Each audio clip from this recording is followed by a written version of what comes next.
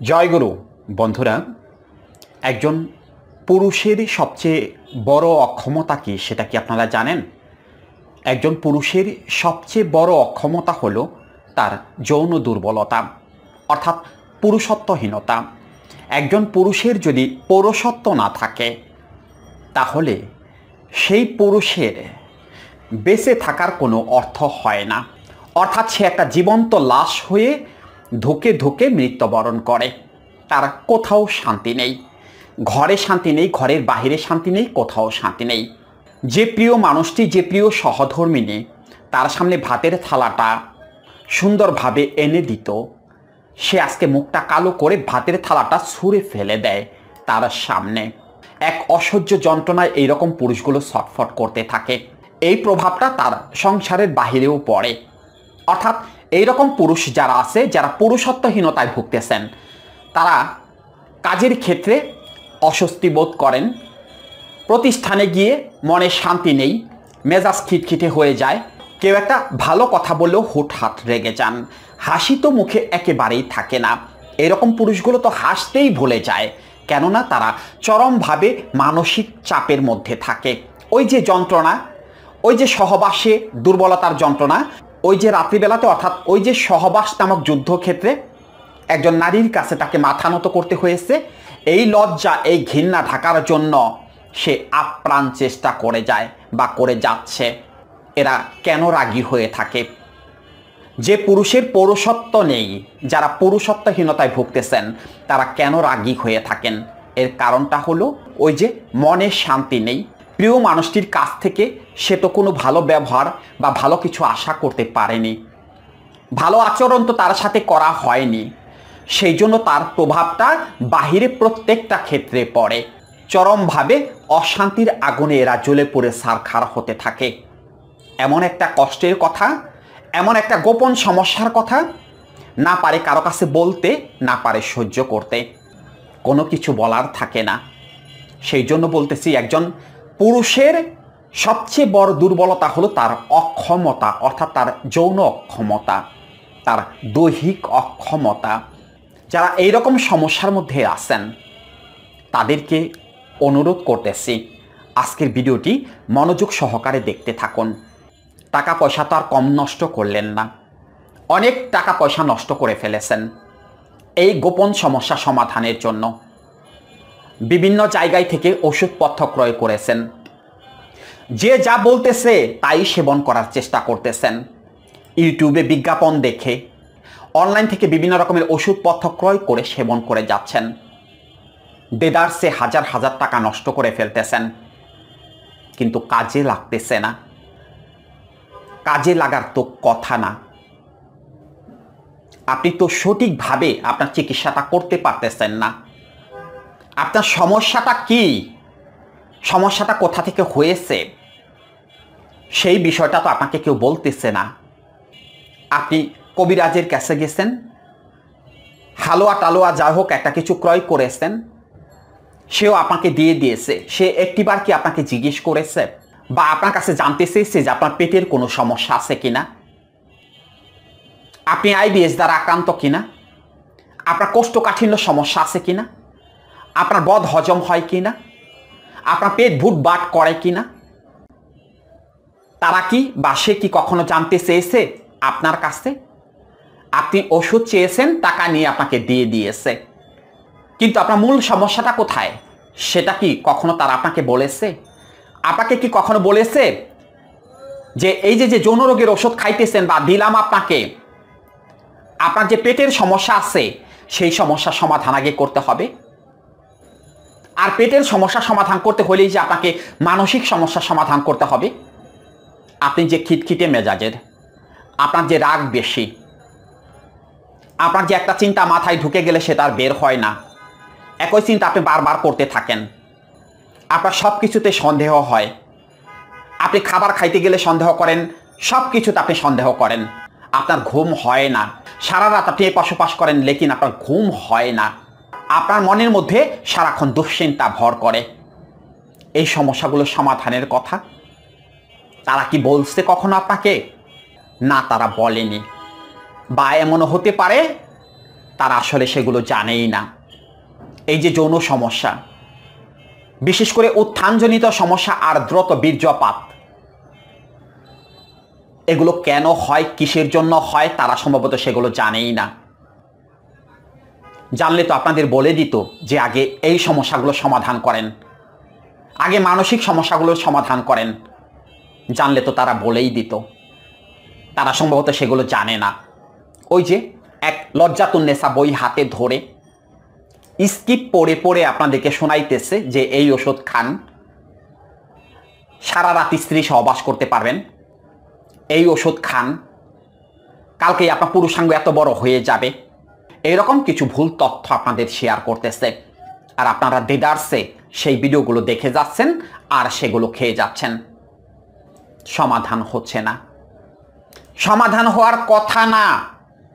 কারণ ওই লজ্জাতুন্নেসা বইয়ের মধ্যে বা কবিরাজি শাস্ত্রের যে বইগুলো আছে সেগুলোর মধ্যে এই যৌন সমস্যা কোথা থেকে হয় সেগুলো উল্লেখ নেই বা সেগুলো লেখা নেই। ওই রকম শত শত কবিরাজি শাস্ত্র আমিও পড়েছি, সেখানে এগুলো লেখা নেই। সেখানে মানসিক রোগের কথা লেখা নেই। পেটের সমস্যাটা যে মানসিক রোগ থেকে হয়, ওসিডি বা সন্দেহবাতিক রোগ থেকে হয়, এগুলো ওই কবিরাজি বইয়ের মধ্যে লেখা নেই। এগুলো সম্পর্কে জানতে হইলে আবার আলাদা কিছু সাবজেক্ট, আলাদা কিছু বই পড়তে হবে। সাইকোলজি থেকে শুরু করে অ্যানাটমি, বোটানি, বায়োলজি, এই সম্পর্কে ভালো ধারণা থাকতে হবে। তাহলেই একজন রোগীকে সঠিকভাবে চিকিৎসা করা যাবে। আগে রোগের সূত্র বের করে নিয়ে আসতে হবে যে রোগটা কোথা থেকে হলো। আগে সেই জায়গাটার লাগাম টেনে ধরতে হবে। যদি চিকিৎসা করতে হয় তাহলে সেই জায়গাটার লাগাম আগে টেনে ধরতে হবে। এত সহজ না। আমাদের ভিডিও হয়তো বড় হয়ে যায়, আপনারা ভাবেন যে উনি সবচেয়ে বেশি বকর বকর করে। বকর বকর তো এমনি করি না, আপনাদের জন্য করি। আমরাও তো ওইরকম চাইলে পরে কবিরাজি শাস্ত্র সামনে ধরে আপনাদেরকে প্রতিদিন টোটকা দিয়ে যেতে পারি, প্রতিদিন এই যৌন রোগের ভিডিও দিয়ে যেতে পারি। আমরাও তো পারি, এবং সেখানে আমাদের লাভও হবে, আমাদের লাখ লাখ ভিউ হয়ে যাবে। কিন্তু সেটা আমাদের দরকার নেই। আমাদের লাখ লাখ ভিউ হওয়ার কোনো দরকার নেই। আমাদের যে দুটো চ্যানেল আছে, এই দুটো চ্যানেলেই আমরা চেষ্টা করি সবসময় সঠিক তথ্য শেয়ার করার জন্য। আমাদের বেশি ভিউ জেনারেট হবে সেই চেষ্টাটা আমরা কখনোই করি না বা করবও না। আর আমরা অতিরিক্ত কথা বলি, প্রচুর পরিমাণে কথা বলি।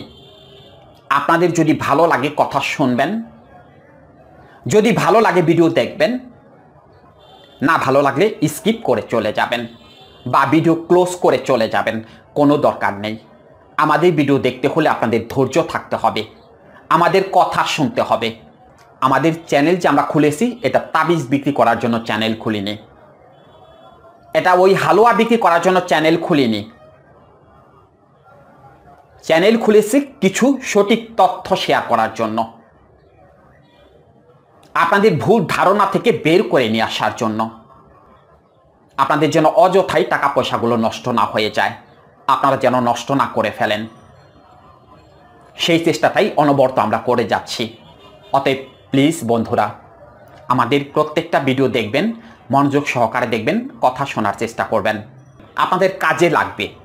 যদিও আমরা একটু কর্কশভাবে কথা বলি, আপনাদেরকে খোসা দিয়ে কথা বলি, আপনাদের ভেতরটাকে জাগানোর জন্য, আপনারা যেন আপনাদের ভুলগুলোকে বুঝতে পারেন, সেই জন্য প্রত্যেকটা ভিডিওতে আমরা খোসা দিয়ে কথা বলি, যেন আপনারা জেগে ওঠেন, আপনাদের ভেতরটা যেন জেগে ওঠে, আপনারা যেন নিজেকে পরিবর্তন করতে পারেন।